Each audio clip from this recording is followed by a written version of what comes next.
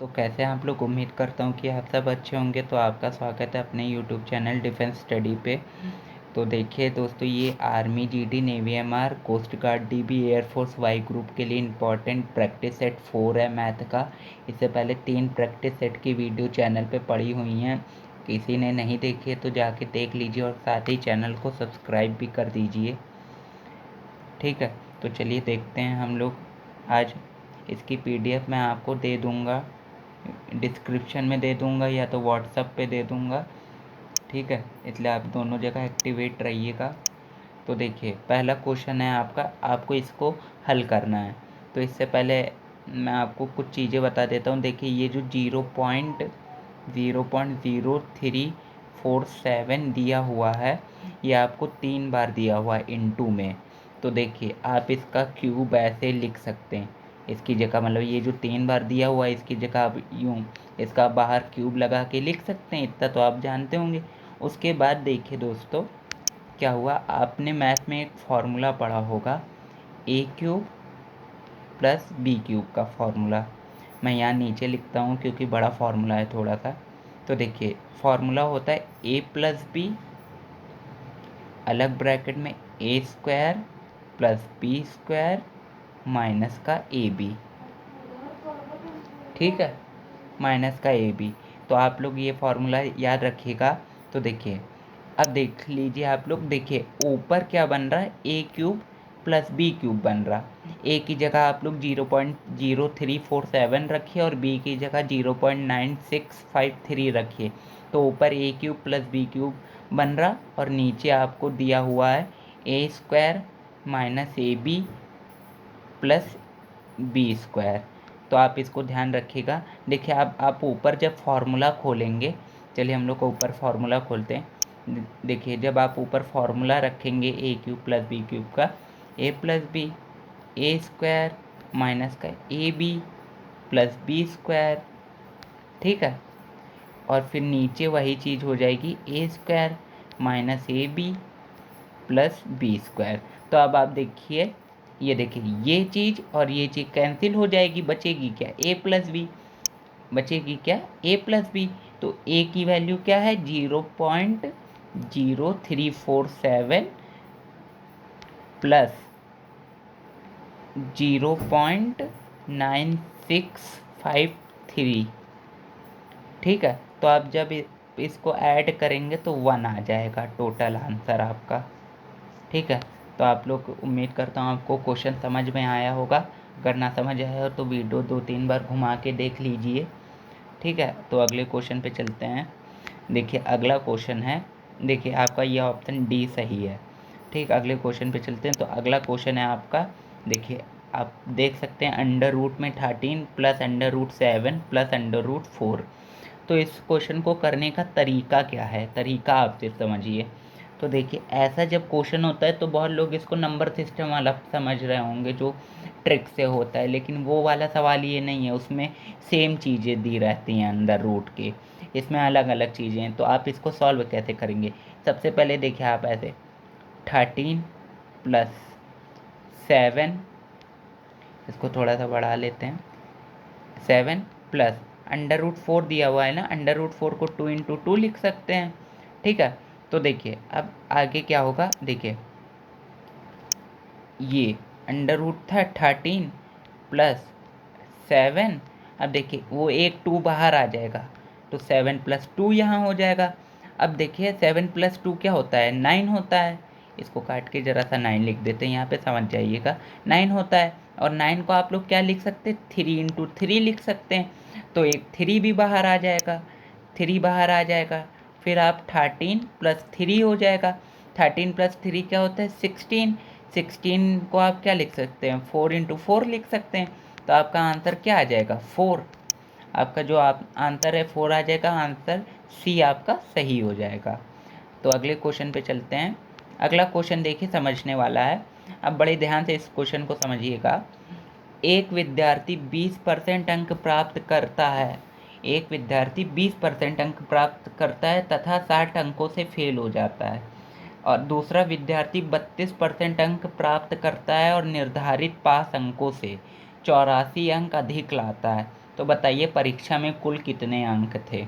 तो ऐसे क्वेश्चनों को करने का सही तरीका देखिए क्या है कि दोनों कंडीशनों को एक कर लें, या तो दोनों कंडीशनों को फेल करने वाला कर ले या दोनों कंडीशनों को पास करने वाला कर ले। तो चलिए दोनों कंडीशन को पास हम लोग कर लेते हैं। देखिए अगर 20% अंक वो प्राप्त किया उसने, 20x/100, ये तो समझ सकते हैं आप लोग, 20x/100। अगर हम लोग उसमें +60 ऐड कर दें, 60 अंकों से वो फेल हुआ, 60 अंक और बढ़ा दें, तो अब ये पहला विद्यार्थी जो है वो पास हो गया। अब बराबर का निशान लगाते दूसरे पे चलते हैं। तो देखिए ये जो 32% अंक प्राप्त केस था, अगर हम लोग इसमें से 84 घटा दें तो सिर्फ ये पास हुआ है। अब देखिए दोनों कंडीशनों में से पास होने की बात हो रही है। अब बस यही आपको याद रखना है। तो देखिए जब ये 32 इधर आएगा और 60 उधर जाएगा, तो देखिए 32 इधर नहीं, एक काम कीजिए आप 20 को उधर भेज दीजिए और 84 को इधर ले आइए। तो 60 + 84, रुकिए अगले पे बताते हैं। देखिए 60 + 84 और 20, रुकिए 32x/100 माइनस 20x/100, ठीक है। तो अब जब ये देखिए 60 और 84 कितना हुआ, 144 हुआ आपका। और जब इसमें से आप घटाएंगे इसको तो आपका आएगा 12x/100, 12x/100 आएगा। देखिए 12 जब 144 होता है, और 12 को जब आप 100 से इंटू करेंगे तो 1200 आ जाएगा। तो आपका जो आंसर है वो 1200 आ जाएगा। देखते हैं कौन से ऑप्शन में है, समझ गए होंगे आप सवाल। तो 1200 आपका आंसर आ जाएगा, ठीक है। तो अगले क्वेश्चन पे चलते हैं। देखिए अगला क्वेश्चन क्या है, 400 के 10% तथा 15% का योग बताना है, मतलब सम ऑफ 400 ऑफ 10% एंड 15%, ठीक है। तो कैसे करते हैं इस सवाल को, देखिए पहले तो आप 400 का 10% निकाल लीजिए।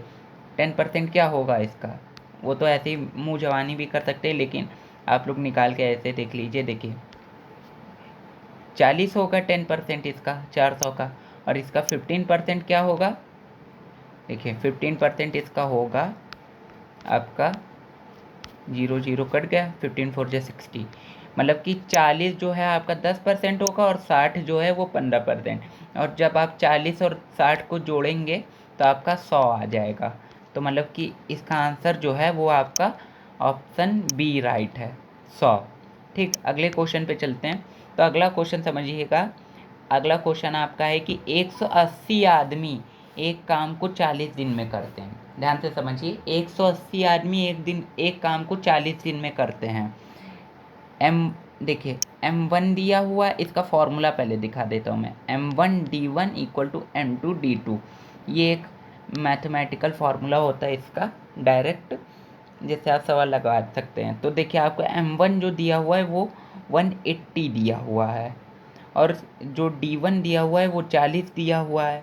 उसके बाद ये इनटू में है, ठीक है। उसके बाद जो मैन 2 आपको दिया हुआ है वो आपको निकालना है, आपको M2 निकालना है। और D2 जो आपको दिया हुआ है आपसे कह रहा, देखिए रुकिए मैं बताता हूँ। देखिए आपको जो D2 दिया हुआ है वो कह रहा 16 दिन पहले ख़त्म हो जाए वो काम, मतलब कि 16 दिन पहले ख़त्म हो जाए। यहाँ समझिएगा क्वेश्चन। अच्छा, पहले कितने दिन में ख़त्म हो रहा था, 40 दिन में, अब वो कह रहा 16 दिन पहले ख़त्म हो जाए। तो 40 में से जब आप 16 घटाओगे, 40 में से जब आप 16 घटाओगे तो आपका आ जाएगा 24, मतलब कि आपका D2 जो है वो 16 आ गया, मतलब 24 आ गया। तो देखिए आपका ये 180 × 40 बराबर कितना, आपको ये निकालना है यहाँ पे, और आपका ये 24। तो देखिए क्या होगा, 12 2 जा 24, 12 1 जा 12, 12 5 जा 60, और 2 20 जा 40, और जब आप इसको मल्टीप्लाई करेंगे 15 0 जा 0, 15 2 जा 30, 300 आदमी आपको चाहिए। 300 आदमी चाहिए अगर 16 दिन पहले काम ख़त्म करना चाहते हैं। तो ऑप्शन बी आपका राइट है। अगला क्वेश्चन है, एक वृत्त की त्रिज्या रेडियस ऑफ सर्किल, जिसको कहते हैं इंग्लिश में, 56 सेंटीमीटर दिया हुआ है। तो बताइए उसका व्यास तथा परिधि बताइए क्या होगी। Find the diameter and circumference of the circle. आपको दो चीज़ें इसमें बतानी है, व्यास बताना है और परिधि बतानी है, ठीक है। तो मैं इसका आपको ऐसे ही बता देता हूँ, ऑप्शन नहीं लिखा हुआ है मैंने। तो देखिए इसका क्या होता है कि आप सरकमफेरेंस का एक फॉर्मूला जानते हैं। पहले सरकमफेरेंस निकाल लेते हैं, 2πr सरकमफेरेंस का फॉर्मूला होता है। सरकमफेरेंस क्या होता है, ये देखिए, ये जो बाहर की ये चीज़ होती है सर्कल की, इसी को सरकमफेरेंस कहते हैं, बाउंड्री, ठीक है। तो ये जो सरकमफेरेंस का फॉर्मूला था 2πr, तो 2 इंटू पाई की वैल्यू 22/7 और r की वैल्यू आपको 56 दी हुई है। तो जब आप इसको 7 8 या 56, जब आप इसको कैलकुलेट करेंगे 44 इंटू 8 किए तो 8 4 जा 32 का 2, 3 करिए 8 4 जा 32 और 3 35, 352 सेंटीमीटर स्क्वायर आपका नहीं 352 सेंटीमीटर आपकी परिधि निकल आई है। और आपको अभी निकालना है क्या, डायमीटर। तो डायमीटर समझ लीजिए दोस्तों क्या होता है, देखिए ये होती है आपकी रेडियस, जितना जानते हैं आप, ये होती है आपकी त्रिज्या। और डायमीटर क्या होता है, अगर इसी को एक और जोड़ दें, दो रेडियसों को जोड़ दें तो एक डायमीटर बन जाता है। इस पूरी लाइन को डायमीटर कहते हैं। तो मतलब आप क्या समझे कि जो आपको रेडियस दिया है उसी का दुगना कर दें, तो 56 इंटू 2 कर दीजिए, आपका डायमीटर निकल आएगा, आपका व्यास निकल आएगा। तो 2 6 जा 12 का 2, 1 कैरी 2 5 जा 10 और 1 11, 112 सेंटीमीटर आपकी व्यास निकल आई, डायमीटर निकल आई है, ठीक है। तो उम्मीद करता हूँ कि आपको वीडियो पसंद आई होगी और सारे क्वेश्चन अच्छे समझ आए होंगे। अगर कोई क्वेश्चन नहीं समझ आया तो कमेंट बॉक्स में बता दीजिए, मैं उसको फिर से बता दूंगा। लेकिन 2-3 बार जब आप वीडियो घुमा के देखेंगे तो आपको अपने आप ही समझ में आ जाएगा। क्वेश्चन मैथ का क्वेश्चन रहता है, एक बार में जल्दी नहीं समझ में आता। जब आप लोग 2-3 बार उसको देखेंगे तब आपको समझ में आ जाएगा और आपको अपने आप कोशिश करनी पड़ेगी, ठीक है। तो मिलते हैं अगली वीडियो में, अगली वीडियो जीके की होगी। तब तक के लिए बाय।